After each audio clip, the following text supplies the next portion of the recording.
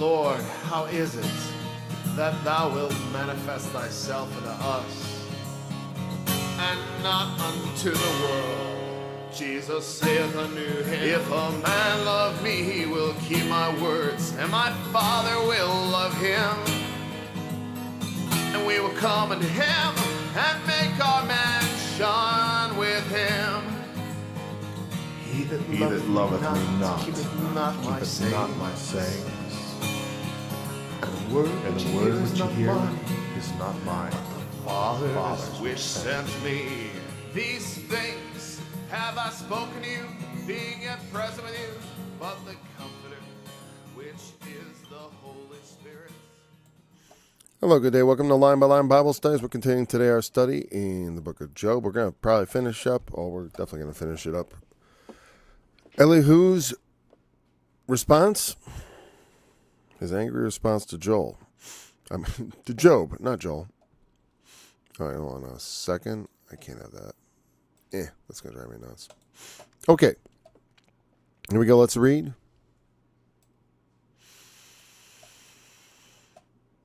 At this also my heart trembleth. At what? The Lord's works, the light in the clouds. We talked about it very extensively last time. We're not going to delve too deeply. At this also my heart trembleth, and is moved out of its place. Hear attentively the noise of his voice, and the sound that goeth forth out of his mouth. He directeth it under the whole heaven, and his lightning unto the ends of the earth. After it a voice roareth. He thundereth with the voice of his excellency, and he will not stay them when his voice is heard.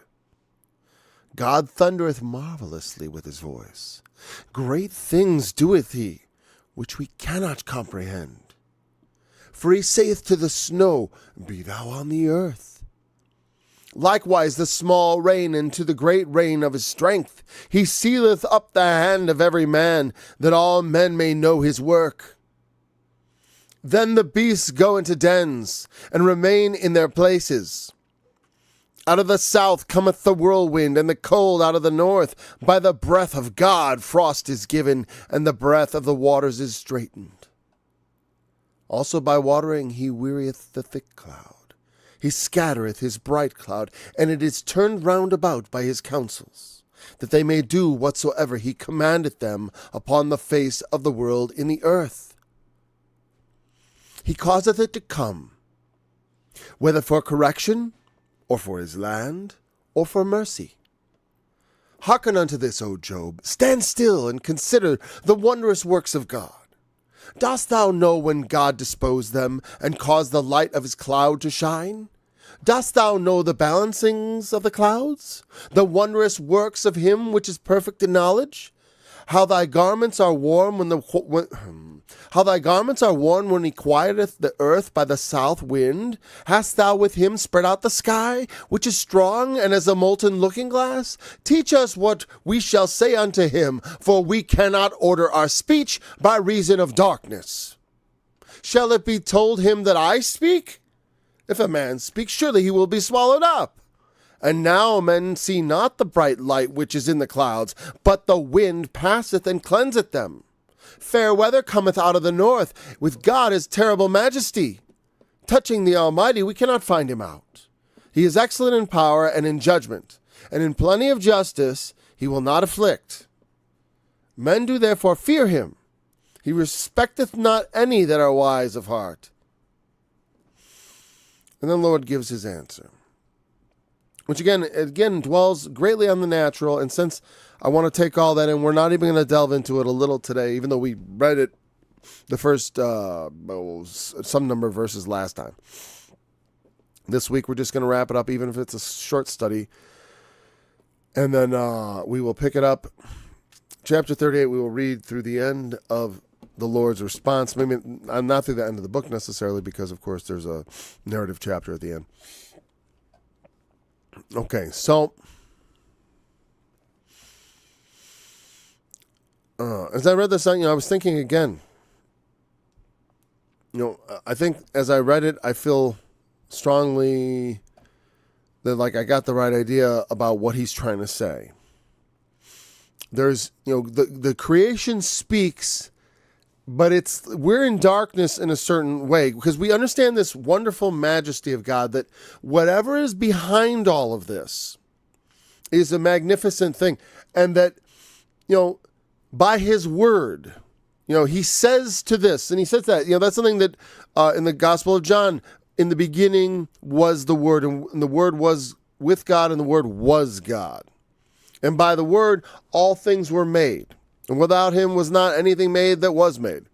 But the point is the idea of the Logos, the Word, being the basis for everything, is not something that we have, made rid of with science, but rather, found that ideas are at the fundamental basis of every complex thing. There are complicated ideas, especially when you get into life. I mean, you talk about the information contained in the DNA and such. There's such a, that whatever is responsible for however all this works is going to be something incredibly beyond our comprehension. And that's a reasonable surmising overall. And again,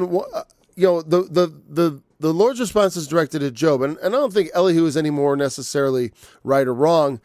He refrains from accusing Job, but again, he speaks of his own ignorance, not of ultimate knowledge, though he did somewhat boast of himself, it seemed, at the beginning. We're not here to judge them so much as to understand their words and to learn from them.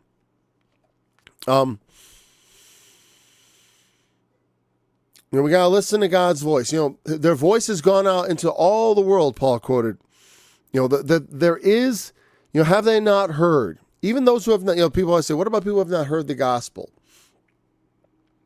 Well, the gospel of Jesus Christ, they have also heard sort of an echoing voice of the creation. Their voice has gone out into all the world. That's why men have a conscience and at least have some sense of right and wrong.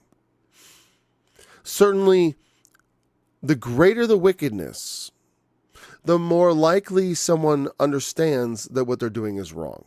When you're talking about something like minor sins, considering like if you were to intentionally ingest poison, well, that would be wrong. You shouldn't do that. You unintentionally, right? But what about like carelessly? And that's how it gets into like things even with our diet, like that are harmful to us, that have consequence. I know godly men who they microwave dinners for so many years and end up with cancer. And it's like, well, then all of a sudden they start thinking about what they're eating.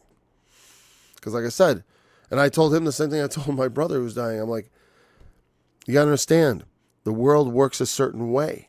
We have a certain wisdom from looking at nature and from just the interactions of men. There's a testimony of God inherent in all that if you seek it out.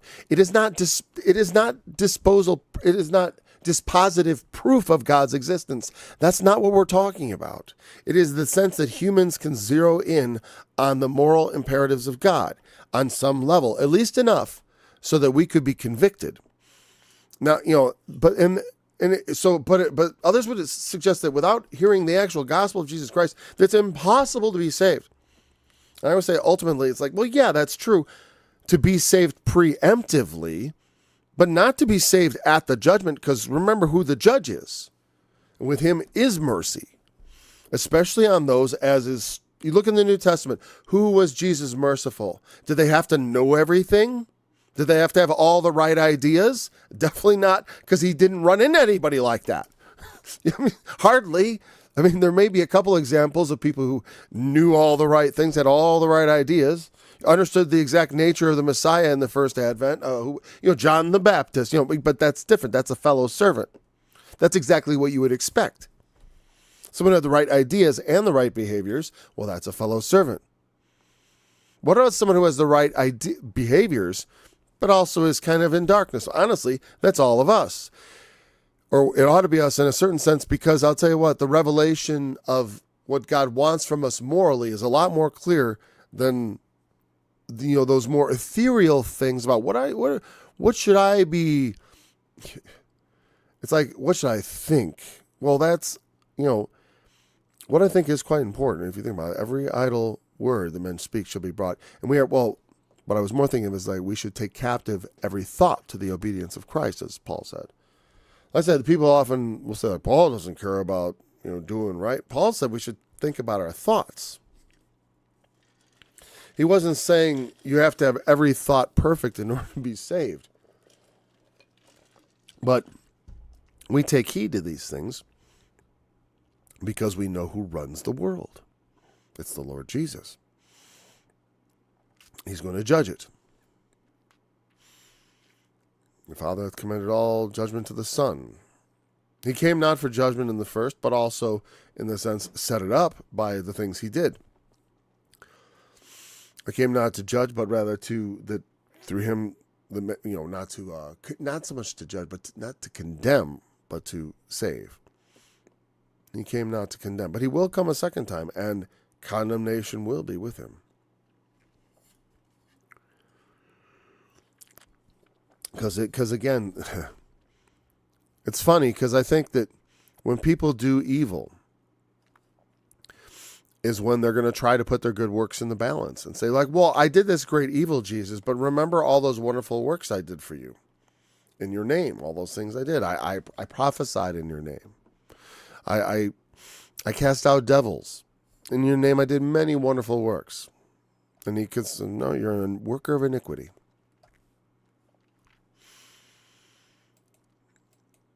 Because while you can go through the motions of righteousness publicly, and be a hypocrite, with evil, it's not so. You know what I mean? It's like you drink that stuff up. Not that you can't hide evil. What I mean is it's like, I don't know, it's, no, if you overtly go over to evil, you can't hide it, right? With righteousness, you can hide your evil. But your good you do, it doesn't matter. That sounded confusing. It's all right. Let's move on. Let's pick it up at the verses we're here. I love this. So we were talking about, first of all, the creation and the testimony and the sort of natural revelation. And that's what Job and them are all talking about. They don't have notice they don't mention the law of Moses, because Job may have existed at a time when that had not yet been fully. I forgot exactly here. I'm going to check really quick because I haven't done this the whole time. And I know it's in the Companion Bible. Let me just look up the name Job in my good old Bible collection software that I found in the Menards bargain bin. Back in 2002, I think it was literally. I still use this. In fact, let me see here real. Help. Oh, that's not the hell. Oh, whatever. Oh, okay, fine. It's a.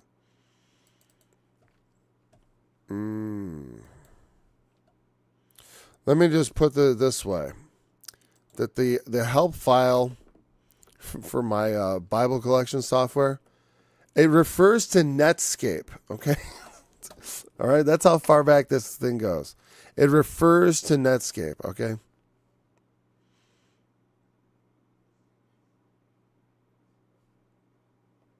Anyways, that was just, I don't know. It didn't say what year it was made of. Okay. And when it says that was like a browser that was defunct by probably 2002, 3. Because this was bargain bin software about that time already, meaning it had been sitting around for a while. I'm pretty sure it probably works with Windows 95. Anyways. Here we go. So I want to look up Job. How many times? Oh, there we go, Job. Where does it occur? Oh, Genesis, that's what I want. Except the problem is it's Jobab. Okay, I don't want Jobab. I just want Job. Here we go, Job. That's right. Now, Job, there is a Job listed among the sons of Issachar. Where is that? Wait. 13. The sons of Issachar, Tola, Puvah, and Job. That would put him way before the law. He would be a son of Issachar. That means he lived in that time with potentially in that golden time, maybe just after Joseph had saved everybody. I mean, they would, not maybe just after, that would be after, I'm saying he would have lived during that time when Joseph ruled in Egypt And it sort of saved the day. And Jacob's family with Issachar and Zebulun and Leah. And these are all of them that came down to Egypt. And so, if that's the same Job, then yeah, they would not have a law to reference to. They would reference, and I'll tell you what, doesn't this sound like the conversation that people that were within a generation or two of Abraham would be having with each other? It definitely feels like a Genesis level. Like in my opinion, it feels very late Bronze Age. And whereas I don't know if they want to attribute it to the Babylonian captivity, but whatever. To me, it sounds like the religion of the moral understanding in Abraham's day, the kind of moral arguments they would have, the moral tradition. You think about Sodom and Gomorrah and the things in Genesis. That's just my opinion. It feels very Genesis-y. And the character, if they are referencing someone, it's someone from way back before the Exodus. So, let's not talk about the law, not the law of Moses. No, it's like the ways of God. He shows us his ways. Doesn't talk about laws. Is the word law even occur in the book of Job? I'm going to check that. Just want to make sure before I say, because I don't, I haven't been looking for it, so there's no reason to, so I'm going to go on this is what I like about Bible Collection. It has this very rudimentary search function that is always easy for me. I can go for all or phrase or any, but I just want law, and I just want it you can't see what I'm doing, in the book of Job, but you see the results.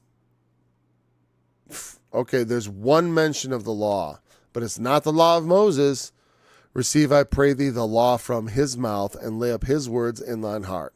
It's the law of God, the Almighty. And it's coming from Eliphaz. So, that's the only reference to law in the entire book of Job. So there you go. It's not a very strong reference. If there was an existing code of law that was accepted as part of their religion, so, Job does not come out of that Mosaic tradition. I believe it comes out of the Abrahamic tradition, or whatever tradition Abraham came out of. That's my opinion. And in fact, I'd almost want to know also, just as we're wrapping up the book of Job here, and I know I hope I don't by doing all this, prolong the amount of time. What happened? Did they actually get, that's a different browser, no wonder. Okay,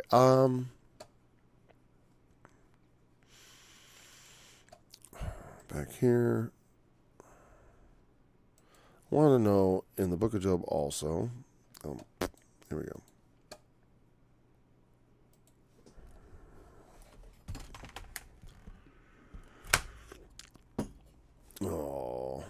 What was the word? Law. The Lord. Does the name of God, the Lord, occur in Job? Let's see. Before the Lord, okay, in the first chapter, it occurs quite a bit. The Lord, the Lord, the Lord, the Lord. And then it skips almost every chapter.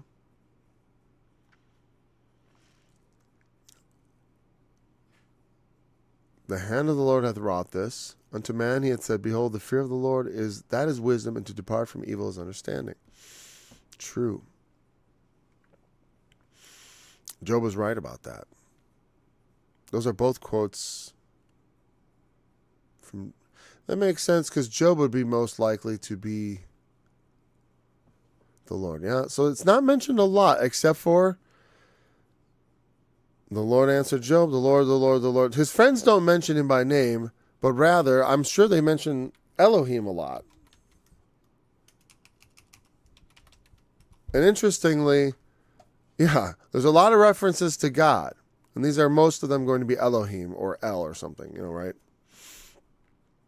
God, God, God. There's lots of references to God. Now, what I find fascinating is, in Genesis, they make a big deal about this is the Elohist and this is the Yahwist. And, they may just prefer to call God El or Elohim because they're from a different tradition. Whereas Job is more Yahwist. I don't know.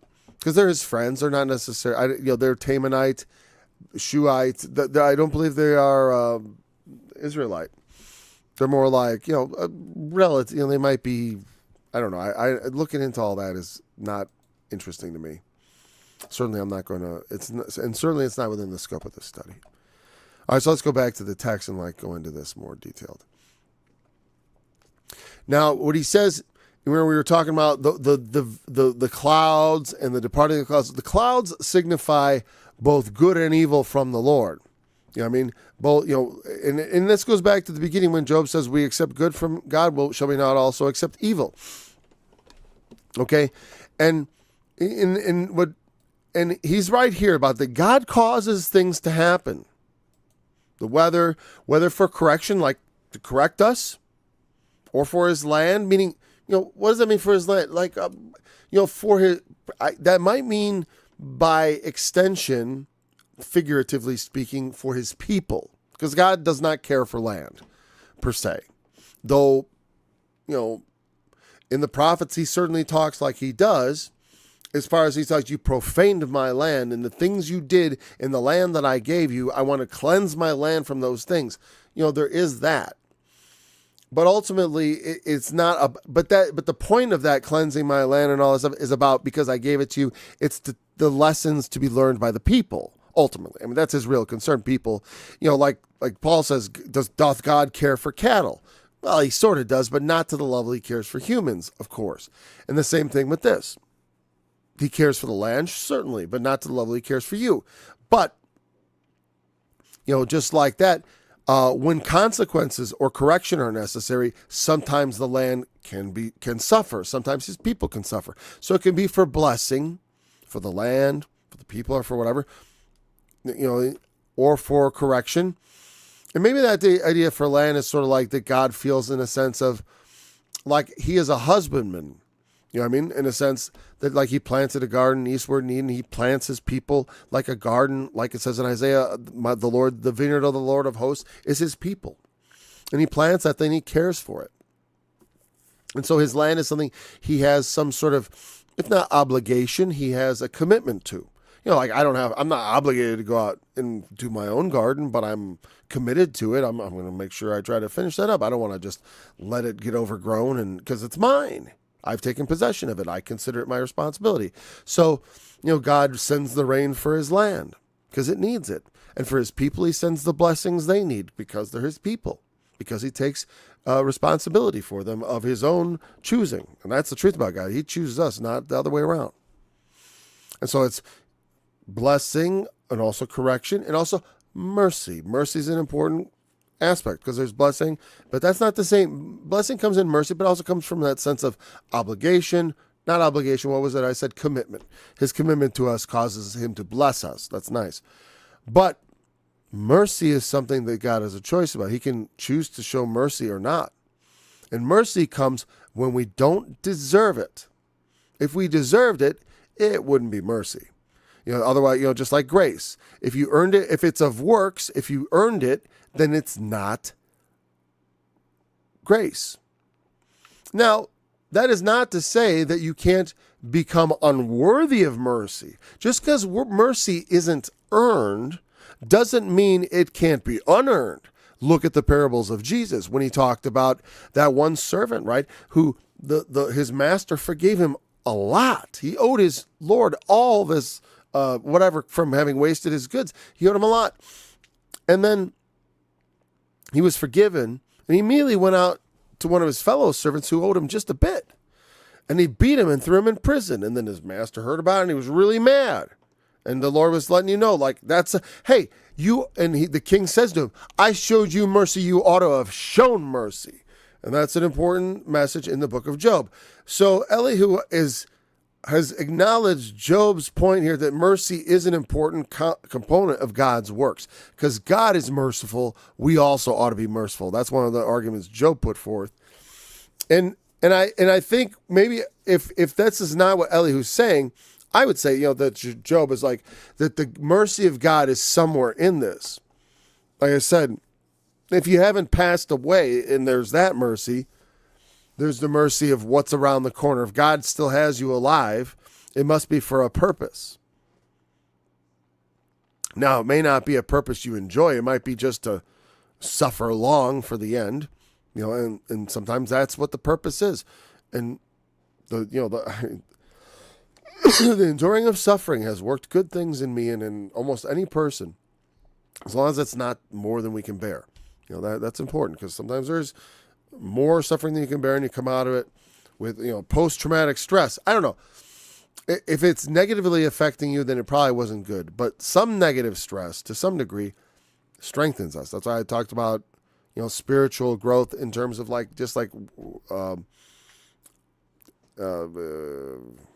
physical growth in working out and stuff like that. As far as you can build up your strength, but you have to by challenging it. If you lock yourself in a cave, your moral strength is going to be somewhat weak. It doesn't necessarily, there's a place for isolation and meditation and prayer, and to lock yourself in a cave temporarily, but that's not a permanent solution to sin or temptation, because God will call us forth from that. And that is not really the purpose. That isn't why God put us on the earth, to merely completely isolate ourselves. That can be useful, but then to take the fruit of that and then to bless others, because that is, the whole of the law is not in just loving God and burying yourself in a mountain, but rather to love God and to love also your neighbors.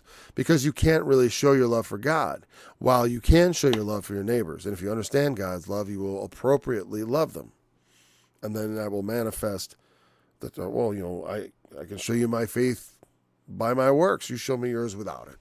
It's like, because how are you going to demonstrate that? Well, I'll declare it. No, don't declare to me your faith. Demonstrate it. Show me. What have you done? And then not necessarily show me like this. I mean, sometimes people, they outwardly demonstrate they're not of faith because they live wickedly. They do all kinds of things to hurt people and themselves and others. They're living in sin. And that's what I'm saying. It's not that an otherwise righteous person needs to demonstrate, I got all these magical works. No, I don't mean that. If you're walking uprightly, you're walking uprightly. But if someone's obviously struggling, then they're obviously struggling. If they have nothing to show for their faith, they have nothing to show for their faith. It's like, boy, I put my faith in Jesus, but I'm still where I was, 20 years ago. And in fact, I'm worse off. That's not good. That's what I'm talking about. Not, show me all your wonderful works. It's not about all your wonderful works. It's about obedience. The work of obedience is the Lord's favorite work. Like it says in the book of, I don't remember which book it is, but it's in regards, it's probably it's in 2 Samuel, or 1 Samuel possibly. Probably 1 Samuel, I guess, or somewhere in the transition there, because it's about Saul. And when Saul disobeyed the Lord, and he said, I kept back these animals here to make sacrifice to God. That's why I took them. When it was really out of his greed, he made up this excuse that, I was doing it for religious purposes. And then what Samuel said to Saul was, does the Lord, disobedience is as a sin of witchcraft. He does not, the Lord has more delight. I forgot, I'm paraphrasing. Well, that part he said, disobedience is as a sin of witchcraft. I believe that was where it said. But he says, the Lord does not delight. Does the Lord delight in burnt offerings more than in obedience? He has more, the Lord delighteth in obedience, not in sacrifices. And so, I always looked at that as I make music and stuff, right? For the Lord, I make songs. And that's all wonderful. But that's not what he wants from all of you. And he wants me to use my gifts to do things, right? But those works are not part of salvation. And that's not ultimately what God has, that's not what my encounter with God is meant to do. It's not meant to make me just look at the music I can make for the Lord. There's lots of musicians for the Lord. And a lot of them turn out to be unbelievers. Because you can sing about God. That doesn't, God, God, God. Doesn't mean anything. Doesn't mean anything at all. It means you can sing and you can put the Lord in your mouth. Those are wonderful works. But what do you work? What do you do? What do you, Those are important questions. How do you treat your neighbors? How do you treat your friends? How do you treat your enemies? And I'll tell you what, it's a lot more important how I deal. If I make all the wonderful Bible songs in the world, and I go out and I love not my neighbor, and I beat and kick the poor, you think Jesus is going to be pleased with me because I say he's the Lord? I'd be a fool. Faith has a certain effect on people. When they believe it, they just go about and do it. It doesn't, like I said, it doesn't have to be a big show. I'm not talking about, look, I do a Bible study and I have scripture songs and I'm a big show off in the Lord. That's not the kind of works that are truly important. And if you have gifts, you want to use them and do those works, of course, but that's not the foundation. The foundation has nothing to do with works, of course. The foundation is Christ, but you got to take heed how you build on that. That's the important thing. It's not just about what the foundation is. Yeah, you got the foundation. Good. You believe in Jesus. Excellent. You trust in him for his salvation. You don't lean on your own works. You don't think that, that's all wonderful head knowledge. But don't let that seduce you into thinking, well, then that means I can sin the more and God's grace will just abound. And that's wonderful. No, you shouldn't. You should take heed, because one of the reasons things happen in this world is for correction. So we got the things. Correction, and then, like I said, blessing. That's how I understand his land. Things happen for good, for correction, for blessing, and for mercy. And there's a fourth one that they don't understand. Glory. Maybe that's somehow buried in the land thing, because that's God's. I took the land as being his not obligation, his commitment. And commitment also regards to glory. His commitment to his son in raising him also brought glory. His commitment to all those things. So what God commits himself to also might be but he just says land, so it's hard to get to glory from that. So that's why I say there's almost like a fourth thing. I could read it into that, but that would be stretching it. Anyways, but it is maybe not in this passage, but certainly overall in the scripture in the New Testament. That's the teaching that Jesus taught. The man was born blind, not because he sinned or because his parents sinned, but that God would be glorified in that very moment when Jesus would heal him. That was why he was born blind. No sin. Now, that answer in some ways is not utterly satisfying, because once again, you can't, like I said, you can't judge someone's sin state based on affliction they might be suffering. That's a blanket thing. They don't necessarily have to have a glorious healing in order for it to be true that it's not because of any sin that they're suffering. I mean, it doesn't have to be that way. It's not necessary. Someone can suffer and Jesus doesn't come along and heal them, and it's still not because of their sin. Just because he healed that guy in the moment doesn't mean that there isn't like in Job, people suffer. God makes things happen for a reason. There's got to be some reason. Eli was right on that. Consider the wondrous works of God. He's made all these amazing things. On some level, there's intellect, power there. You have to trust and believe that what he has made this all for is for good. Because like I said, there's way too much good in the world. They talk about the problem of evil. I say, what about the problem of good? The world should be completely overrun with evil. I think that that's exactly how it should be. It's a miracle that it isn't.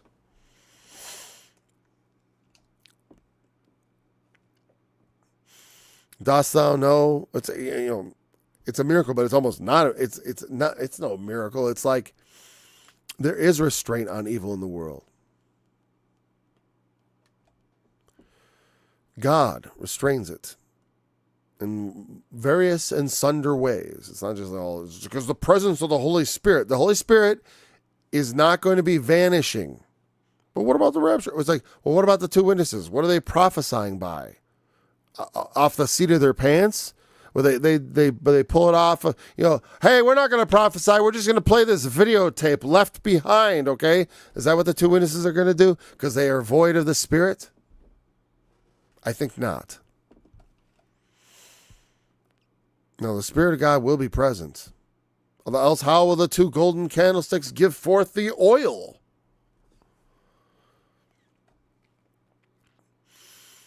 Do you know when God disposed them? And caused the light of his cloud to shine. I suppose that means like the light that the cloud conceals, and also the light that it brings. Because like I said, darkness and revelation, things are covered and they become uncovered. Also, when things are uncovered, like the sun, it can be so bright that it blinds you. Sometimes a little bit of cloud helps to see, a little bit of shade. You know what I mean? Because of where we are. We do not have the vision that can see the ultimate. We need almost like it says, we see through a glass darkly. If you've ever welded, you know that you need to have a dark glass in front of your eyes or you will be blinded. You'll hurt your eyes. Not necessarily instantly blinded, but you're going to have retinal damage and all that stuff. It's like from all that bright light, it's like getting oversaturated. The balancings of the clouds. What's the NIV saying? I'm almost not even interested because, like I said, I to me, it's like the very idea of the balancing of the clouds. That sounds like very reasonable to me. Like, yeah, there's a balance. Rain and wind and sun and, the atmosphere, the climate is stable. It's balanced out. The wind, the spring comes, the summer, and there are weather patterns that follow. Let's see. As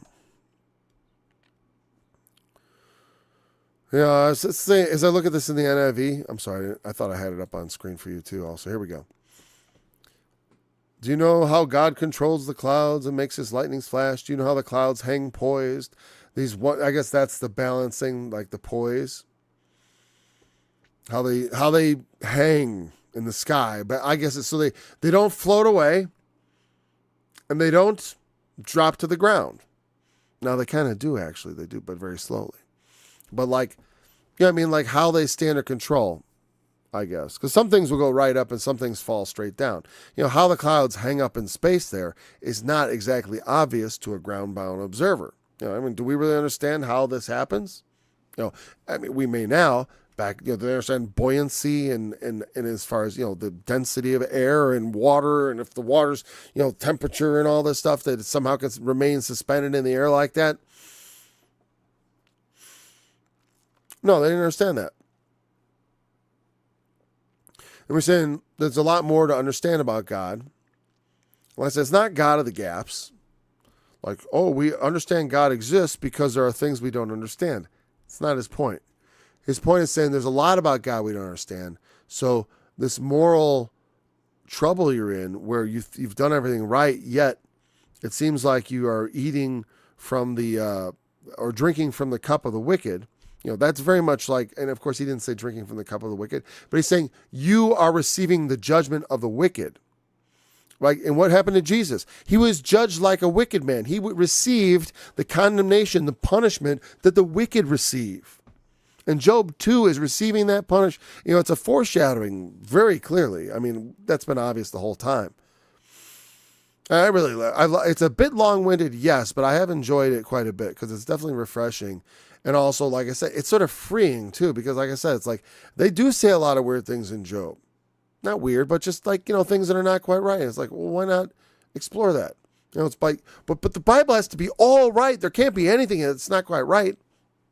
It's like, don't be so simplistic in your mind. There are other characters in the Bible besides the good guys. It's like, so they say things. And when they say, when a lot of people now say inspired, they mean that it's 100% exactly the way God wanted it. Like every word is intentionally there according to God's plan. I don't doubt, in some ways I believe that. But what I disagree with is this little tack on part. And therefore we should take it literally. Sometimes. Like I say, I don't take everything Jesus said literally. You don't? No. When he said, make to yourselves friends of the mammon of unrighteousness. Don't do that. Because he was being sarcastic. Jesus wouldn't do that. See, when you say he wouldn't do, it's like, he wouldn't ever wash someone's feet. He's the Lord. Why would he do that? But of course, since we know he did, we know he did. He did things like wash men's feet. Well, then he might have been sarcastic. He might have told stories that weren't 100% something he'd seen in real life. That just he was trying to make a different point. Well, he saw the sower sow the seeds, and then he waited and watched, and he saw the differing effects. Is that really how it has to go? I don't think so. The clouds, do we really know how God works all these things? And what I mean his plans. What's the meaning of life? What are we all here for? Now we have a lot more understanding of that through the New Testament. Our purpose is to be raised up into the sons of God. Adopted, but sons nonetheless. It doesn't make you a little God. It makes you a little adopted child of God. Aren't we already the children of God? Well, if you believe in him, you are. If you don't, well, in a sense you are. Just like in a sense, because it rains on the just and the unjust. All creation is his creation, and therefore it's all kind of his children. Just like the dogs and the fishes. But in that special sense, like the way Jesus was the Son of God, we are not the sons of God. But in that special sense that Jesus was the Son of God by inheritance, we will be made inheritors. Like sons legally by adoption. But also in our nature changed and transformed. That's part of the promise, to become sons. So, that wonderful work of him that is perfect in knowledge that he's bringing about, it is not something that all men understand or that they will understand, because it is a wondrous work. It is a strange work. It is something he has predestinated from the foundation of the world, that it is his determinate counsel. And it's like, so can we do anything about it? It's like, well, do you know what his counsel is concerning you? I don't. So it's like, in some ways, we don't know the future. Well, not in some ways. In every way, we don't know the future. We can predict some things, by logic and, like cause and effect, right? It's like if I kick a bucket off a roof, I can predict the future, that it's going to hit the ground and the water's going to spill out of it, maybe as it's falling. It's like there's some things you can predict, but there's some things we really don't know, like as far as the grand scheme of things. What's happening? What's going on? We try to know, but even in our efforts, even with the Holy Spirit, we still see through a glass darkly, because God has not revealed to any, except for those extra special among us who know everything. And of those I cannot speak, because I do not dwell among such exalted persons. I am the least of God's servants, not among them. So, I can't speak to that. Anyways. How thy garments are warm when he quieteth the earth by the south wind. The world, sometimes it's warm. He warms you up. Sometimes it's cold. So he talked about the snow before, and also how God warms things up. There's a warming along with the cooling. Have you been with him to spread out the sky, which is strong and as a molten looking glass? I wonder what they said in the NIV for that. And I'll tell you, I don't know if I'm going to bring you there. Can you join him in spreading out the skies, hard as a mirror of cast bronze? So again, the scientific knowledge presented in the Bible is not, you don't need to worry, like, okay, they thought things about the natural world, because, as they said, they're not saying they understand. But is it, hard, and we may be judging them harshly, because hard, he may be, like it being a firmament, its permanence. The sky is immovable from our perspective. You know what I mean? We cannot, it is one of the most fixed things. The sky in which the stars move, you know, the background, the sky in which the sun goes about, that vault, that ultimately is really looking into nothing. You know what I mean? It is the black box in which all existence is held. The whole of the universe is boxed in this great black box out of which we cannot peer. It is an everlasting darkness, an emptiness of nothing, of where there's apparently not even space. You know what I mean? It's like, so, I mean, whatever. I mean, because what's beyond it, we don't know.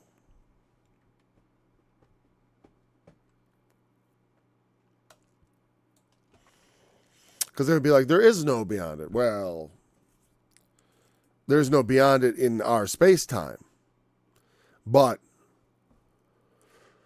you know, in all their dimensions, it's like, what is it consisting of? Where, you know, in what and if?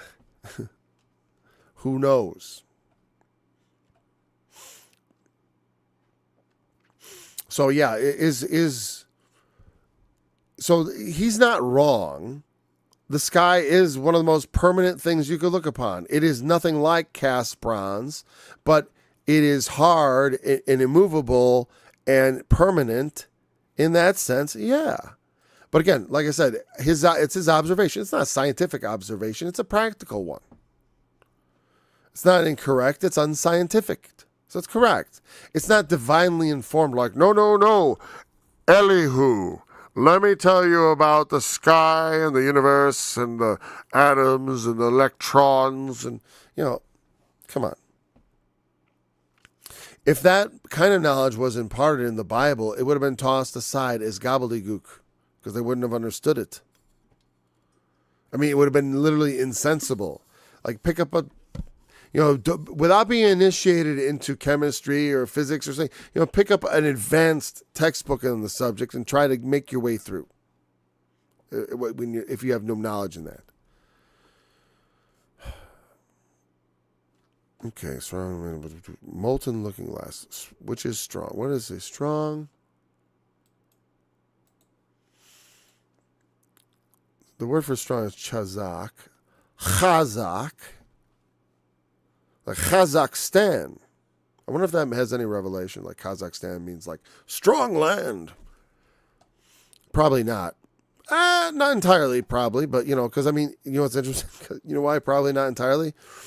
Where is Kazakhstan? Oh, isn't that somewhere over those Caucasus Mountains and going to the east? Yeah, it's off away the ancient Israelites. They were cast out of his land away beyond the Caucasus. Now they could have gone north into Europe. They could have gone north into Kazakhstan. And that's it. And I'm saying that utterly without knowledge. I'm just throwing that out as utter speculation. And I don't really think this word has anything to do with that. In fact, I think Kazakhstan, there'd be a Turkic people and probably have no relation. Meaning they invaded from the steppes of Eurasia and were not from the ancient Near East or Israelite. Anyways, derived from the root verb Kazakh, meaning to be strong or to strengthen.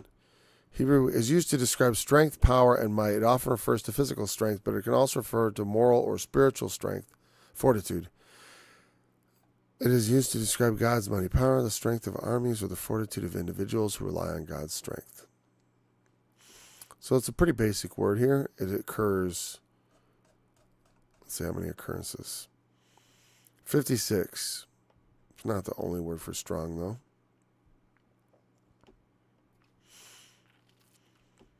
It's interesting. It's used stiff-hearted. It's translated that way, stiff.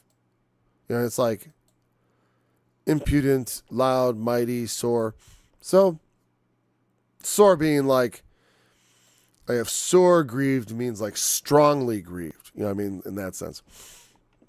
I don't know if that's actually what it's coupled with. I'm just guessing. We're not going to go on to that. Was it down there? I thought I saw it. Nope, severe. Oh, no, again, yeah, there was sore war. I mean, they wanted to put a negative spin on that. So instead of saying strong war, they said, sore, like it was grievous. Okay. If you spread out the sky, well, no, I haven't.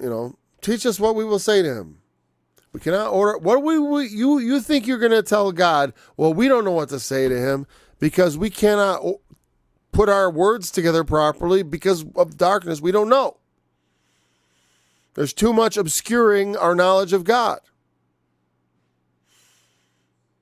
Shall it be told him that hey, Elihu's got something to say. That's the way I take it. Shall it be told him? Well, Paul wants to. That's what he'll say. Oh, it's Paul. Oh, well, I better come down and And he's saying, if a man speak, surely he shall be swallowed up.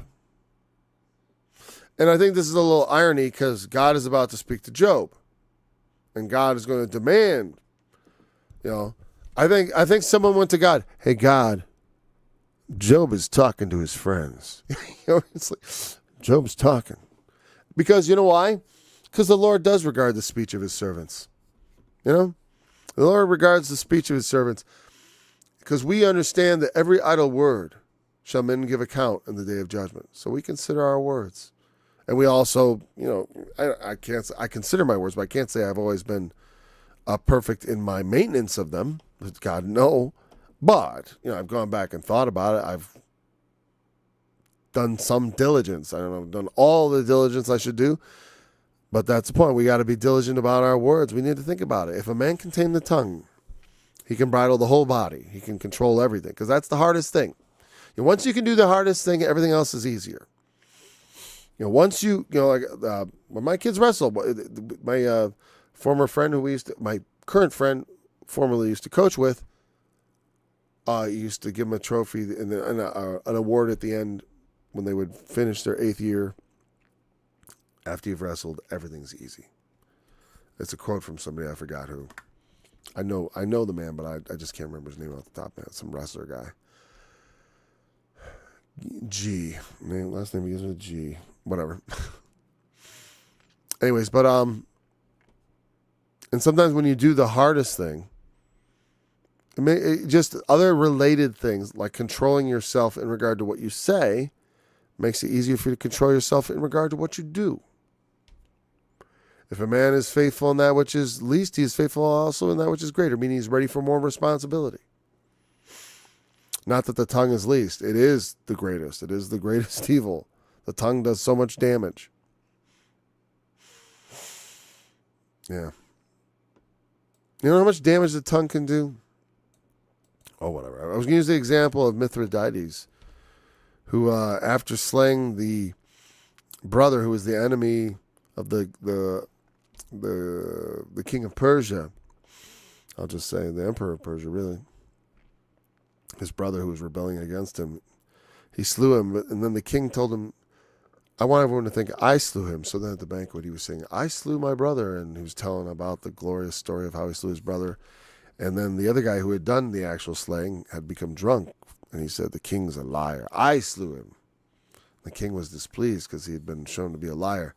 So he took Mithridates and he scaphism, I think they call it, bound him up in a boat, and they feed him milk and honey until the insects and the infections and all the goop in the boat. It's a really horrible way to die, and it takes weeks. Took Mithridates 17 days to die in the most miserable fashion.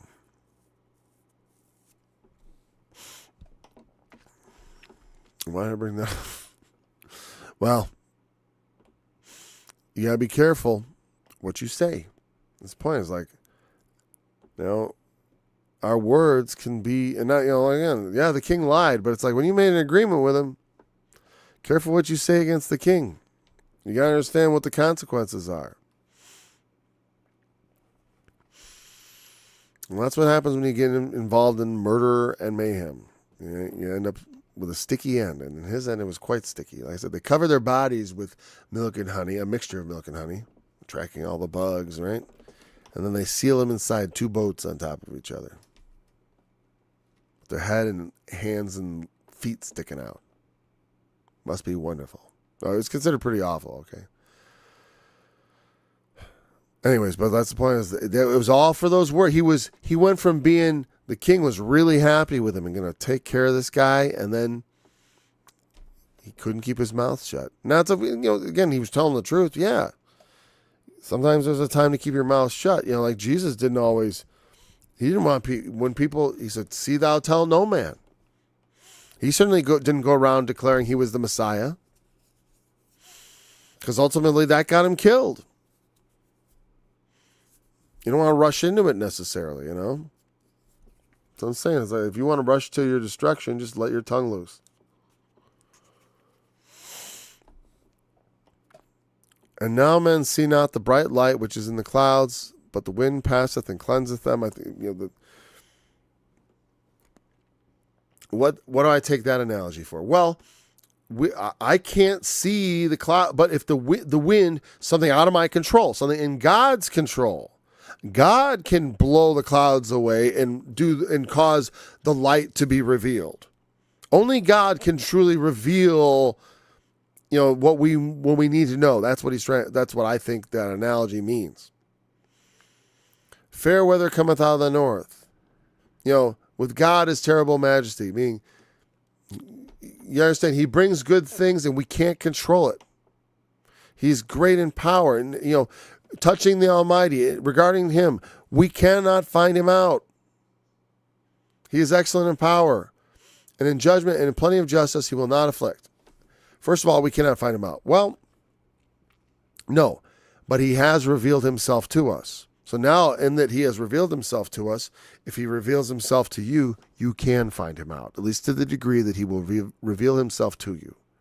And with patience and perseverance, God does not often fully reveal himself to someone just the instant they ask it, but often he gives you a big dump to give you an encouragement to keep on going.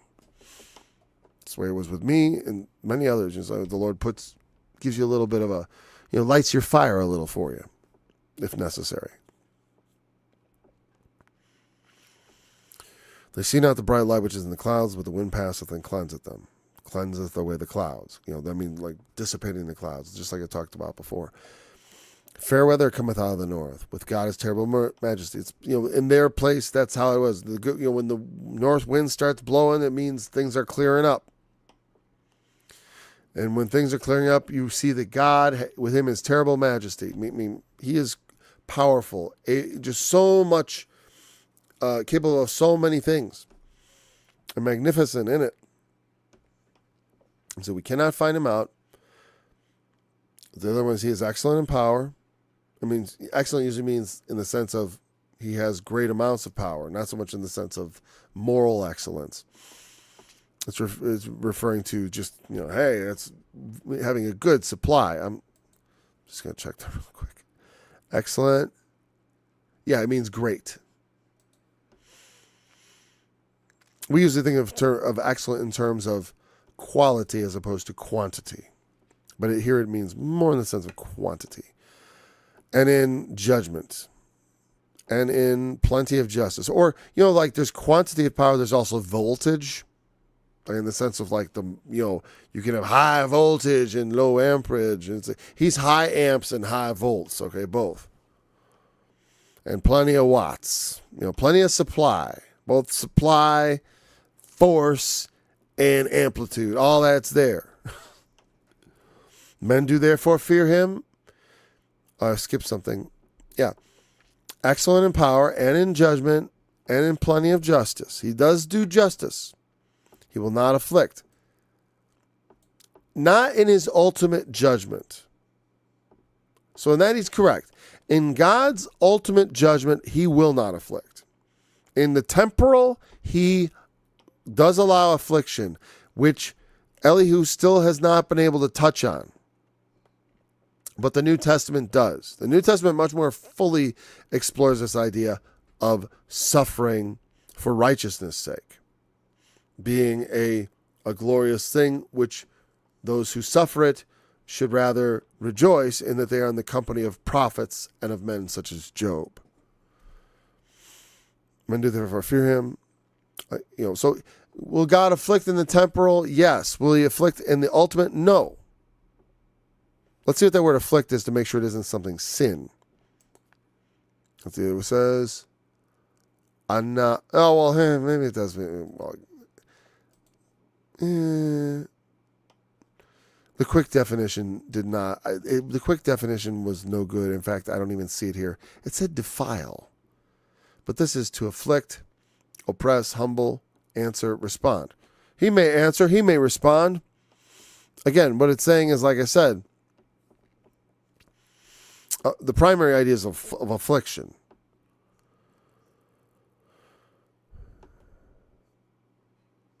And this also is this sense of like, yeah, external circumstances coming. Will that happen? Yes.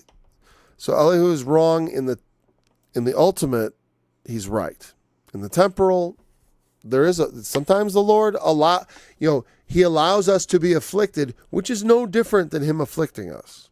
Just like Jesus being afflicted, we did esteem him smitten of God and afflicted, because the Lord hath brought him to grief. The Lord put him there. Jesus went to the Lord finally because he knew the Lord could cause that cup to pass from his lips. And he would, as a man, just be just as pleased if there could be some other way of salvation than him having to do that. Because, it is so comforting that the Lord had that moment, because it allows us to have a little bit of room to not have to think that that the perfection is void of emotion and of feeling in a moment of anxiety. Okay. So let's look at what we got left. Okay, he will not afflict. Men do therefore fear him, because he does do judgment. He does do justice, and justice can be very harsh. I'm not looking for justice. I'm looking for mercy. He respecteth not any that are wise of heart. Our thought, wise of heart, it means you think you're wise. It's not that, and even those that are wise, he confounds the wise of this world, the wisdom of this world. Those who think themselves wise in this world, God, and here's the thing. Over time, that's been shown to be true. You look at over the centuries, how often men's perception of reality has been altered. The perception of what, of what's going, of how things are. We understand so much more about the natural world, but you think about like what they were thinking 100 years ago and how wrong about so many things they were. And we have this vanity that we think, well, now we're the ones who got it all right. Because, look at what we did with this. Look what we did with our technology. There have been some pretty amazing technologies in the past. Technology is not the same as wisdom. It's a very different thing. It's a different kind of wisdom. It's wise. It's cunning. And I certainly love technology. I do. I'm not a what do they call them? I can't remember. I'm thinking of like Amish and the Mennonites, but I didn't want to call it that. I'm thinking of people who hate technology.